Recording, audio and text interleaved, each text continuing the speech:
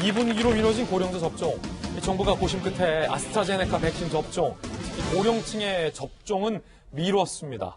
정부의 이야기부터 들어보시죠. 65세 이상 연령층에 대해서는 아스트라제네카 백신 효능에 대한 추가 자료를 확인하고 예방접종 전문위원회 심의를 거쳐 예방접종을 시행하는 것으로 결정하였습니다. 65세 이상에 대해서는 현재로서는 2분기 접종 대상이 될 걸로 보이고 있고요. 자, 정부의 고민이 좀 있었을 것 같습니다.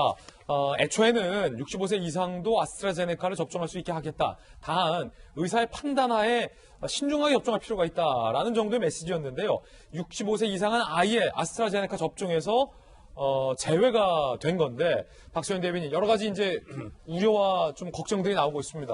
아스트라제네카 접종 대상에서 65세 이상이 빠졌습니다만, 한 가지 걱정되는 것은 이 코로나19의 취약층이 바로 우리 부모님들, 고령층의 65세 이상의 우리 부모님들인데, 그러면 아스트라제네카 접종에서는 지금 부모님들이 제외가 됐는데, 부모님들에게 그럼 다른 백신 접종 계획이 있는 겁니까?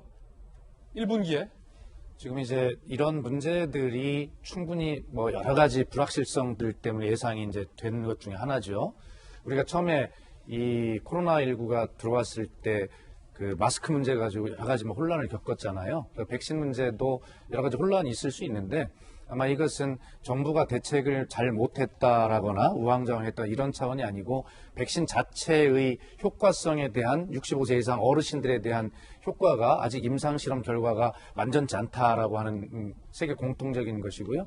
우리 정부도 지금 유럽에서 이 아스트라제네카 백신에 대한 65세 이상 고령자 접촉을 좀 미뤘지 않습니까? 네. 이제 그게 따라서 이제 세계적으로 그런 어떤 흐름을 좀 발맞추어서 하는 것이고, 그래서 이것이 아마 그 65세 이상에 대한 임상 결과가 확실한 결과가 이제 곧 나올 텐데, 그렇다면 3월 말쯤 이렇게 되지 않겠냐 이런 문제거든요.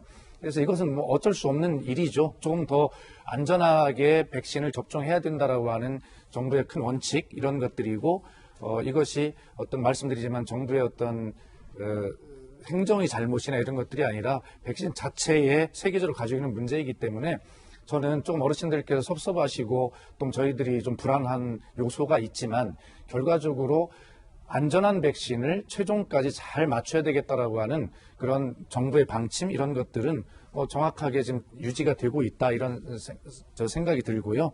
이런 문제들은 이것뿐만이 아니라 또 여러 가지 불확실성으로 인한 문제들이 또 나타날 것입니다.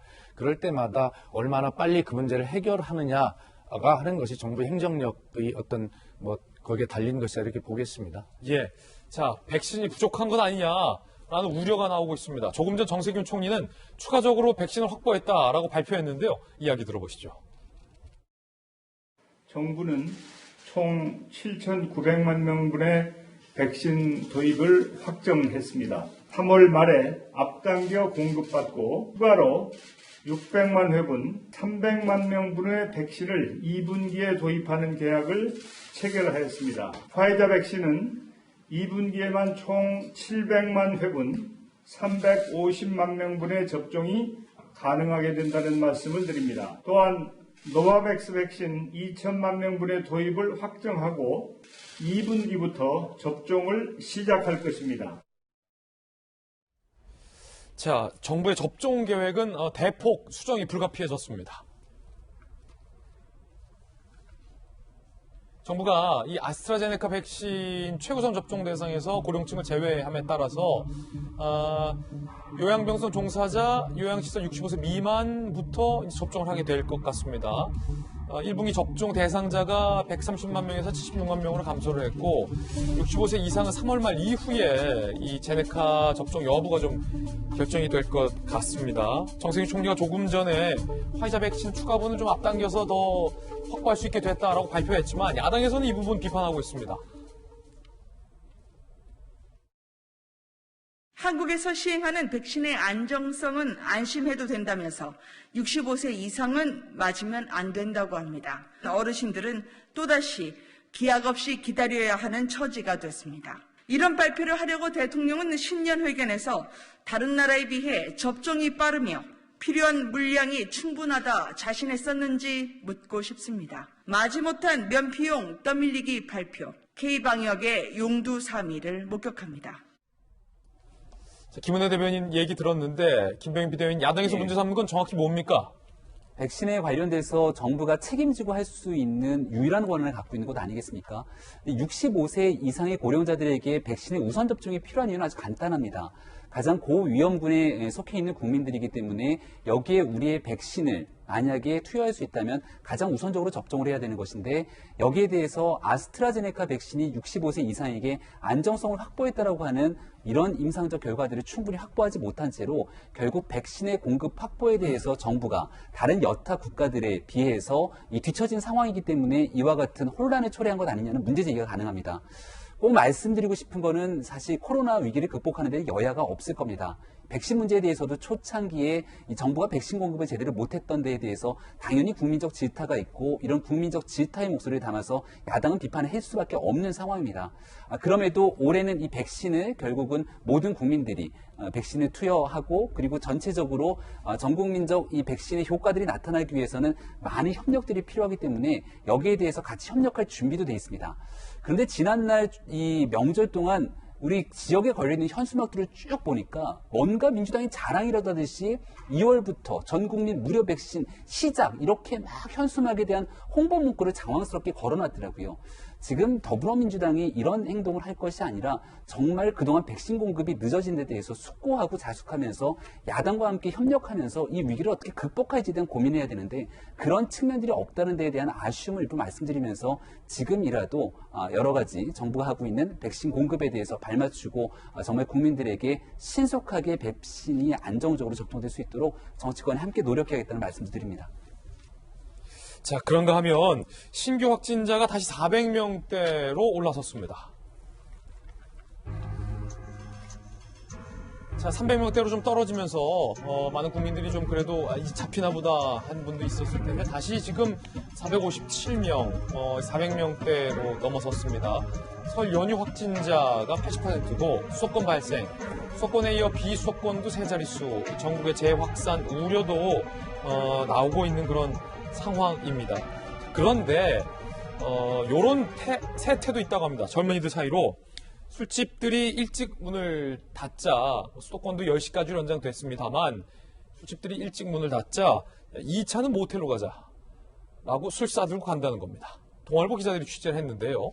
이러면 술집 문 일찍 닫으나 마나 김모 씨 20대 일행 3명과 모텔로 2차 간다. 술 한잔 하다 보면 9시쯤 헤어지는 게 너무 아쉽지 않나.